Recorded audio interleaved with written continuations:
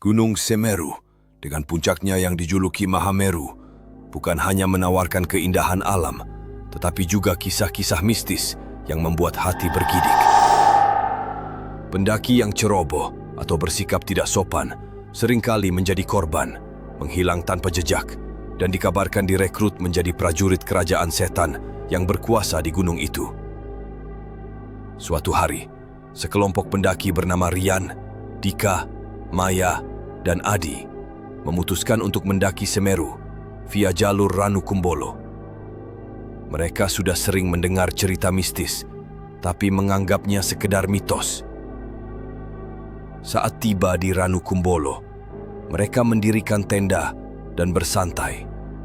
Dika, yang paling skeptis, sengaja menertawakan larangan-larangan seperti tidak boleh bersiul atau menyebut nama makhluk halus di malam hari. "Ah, masa sih ada hantu di sini? Kalau memang ada, muncul dong," ejek Dika sambil tertawa. Maya yang lebih percaya hal gaib mencoba menenangkannya, tapi Dika malah semakin menggoda. Malam semakin larut, kabut tebal mulai menyelimuti danau. Suhu turun drastis, dan tiba-tiba mereka mendengar suara gamelan dari kejauhan, seperti musik pengiring pengantin.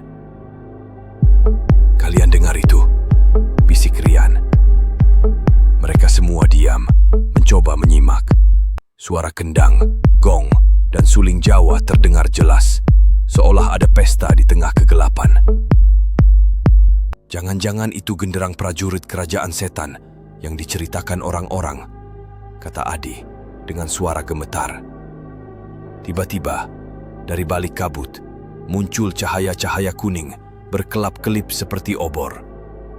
Perlahan, terlihat barisan orang berjalan dengan pakaian adat Jawa seperti iring-iringan pengantin. Wanita di barisan depan mengenakan kemben merah dengan sanggul besar, tapi wajahnya tertutup selendang.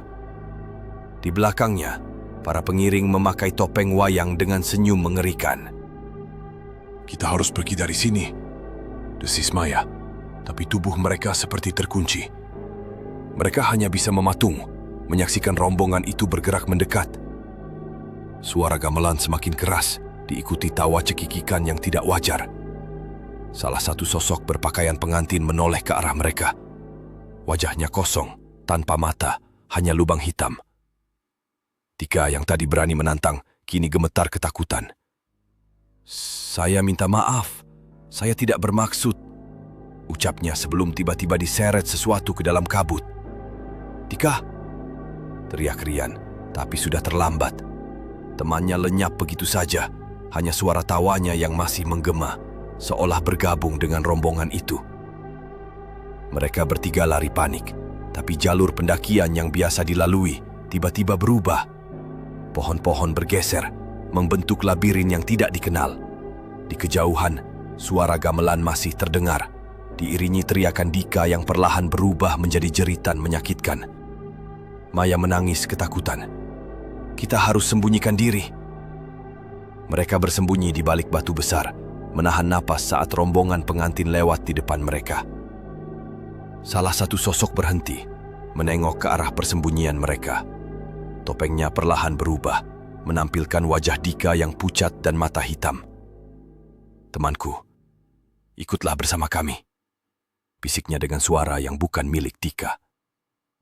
Adi hampir menjerit, tapi Rian menutup mulutnya.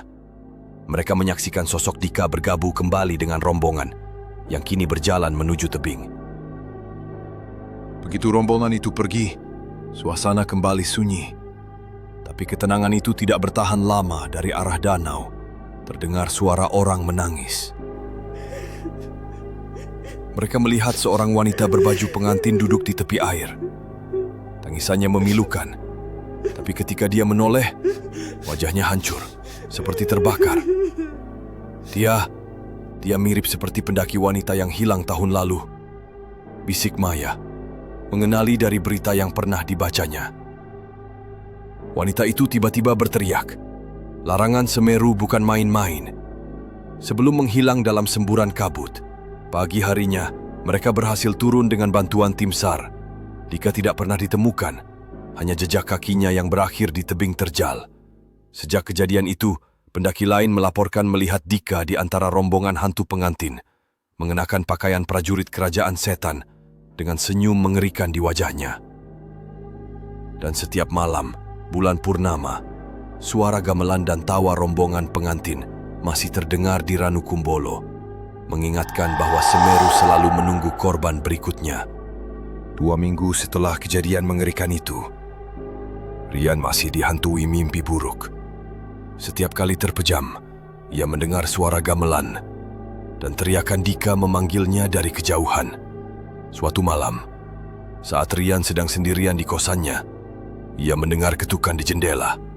Perlahan, tirai bergerak sendiri, membuka pemandangan mengerikan wajah Dika yang pucat menatapnya dari balik kaca. Matanya hitam legam. "Rian, kau harus kembali. Sang penguasa kabut marah," bisik suara Dika sebelum wajah itu menghilang, meninggalkan bekas telapak tangan berdarah di kaca. Rian yang trauma memutuskan untuk kembali ke Semeru bersama paranormal bernama Mbah Suro, seorang tetua yang dikenal bisa berkomunikasi dengan dunia lain.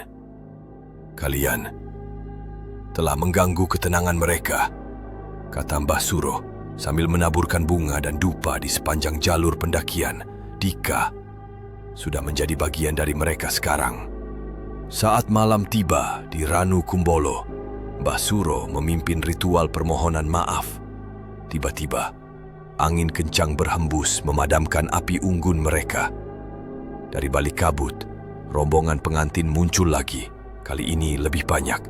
Di barisan depan, Dika berdiri kaku dengan pakaian prajurit kuno.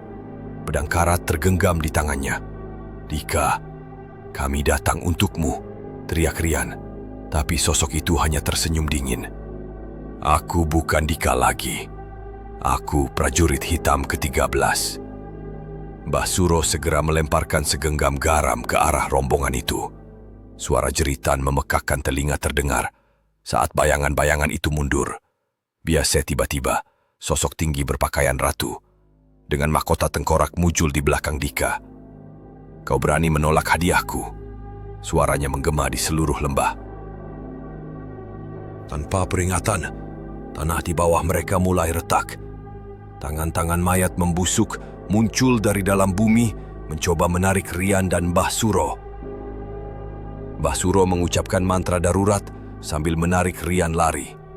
Di belakang mereka, seluruh Ranu Kumbolo berubah menjadi lautan api, dengan ratusan prajurit hantu berbaris di atasnya. Saat mencapai pos Kalimati, mereka melihat sesuatu yang membuat darah mereka membeku. Seluruh pohon di sekitar pos bergerak sendiri, membentuk tulisan, "Kembalikan prajurit kami." Pagi harinya, mereka menemukan sesosok mayat tergantung di pohon dekat pos itu. Adalah jenazah pendaki lain yang hilang seminggu sebelumnya. Matanya dicungkil, dan di dadanya terukir simbol kerajaan setan. Mbah Suro menghela napas. "Ini peringatan terakhir. Jika kita tidak mengembalikan Dika, lebih banyak nyawa akan melayang." Malam berikutnya, mereka melakukan ritual pemanggilan arwah di tepi kawah Jonggring Saloko. Asap belerang tiba-tiba membentuk wajah-wajah menyeringai. Tiba-tiba, tubuh Mbah Suro terangkat ke udara seperti digantung tali, tak terlihat. "Dia datang!" teriaknya sebelum terlempar 5 meter. Kabut merah mulai menyelimuti mereka. Dari dalam kabut, puluhan prajurit hantu berjalan mendekat, dipimpin oleh Dika yang kini mengenakan jubah hitam dan mahkota duri.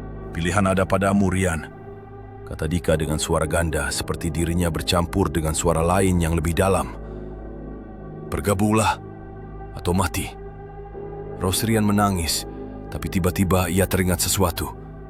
Ia mengeluarkan liontin pemberian Dika, dulu sebuah medali kecil berisi foto mereka berempat. Ajaibnya, wajah Dika berubah. Untuk sesaat, matanya kembali normal. "Rian, tolong. Aku terjebak di sini." Sang penguasa kabut marah. "Prajuritku, ambil mereka." terdengar derap kaki ratusan tentara hantu mendekat dari segala arah. Mbah Suro tiba-tiba menyambar medali itu dan melemparkannya ke kawah. Dengan ini, kami kembalikan jiwa yang salah diambil. Ledakan dahsyat menggelegar. Seluruh gunung seolah bergetar. Rombongan pengantin menjerit-jerit sebelum perlahan menghilang dalam kabut. Dika tersenyum sedih ke arah Rian sebelum tubuhnya perlahan menghilang seperti debu diterbangkan angin. Terima kasih, akhirnya aku bebas. Keesokan harinya, mereka menemukan medali itu tergantung di semak dekat kawah, masih utuh. Tapi fotonya sudah menghitam seperti terbakar. Sejak kejadian itu, laporan penampakan rombongan pengantin masih terjadi, tapi Dika tidak pernah terlihat lagi. Beberapa pendaki mengaku melihat sosoknya tersenyum dari balik kabut, seolah menjaga mereka yang lewat.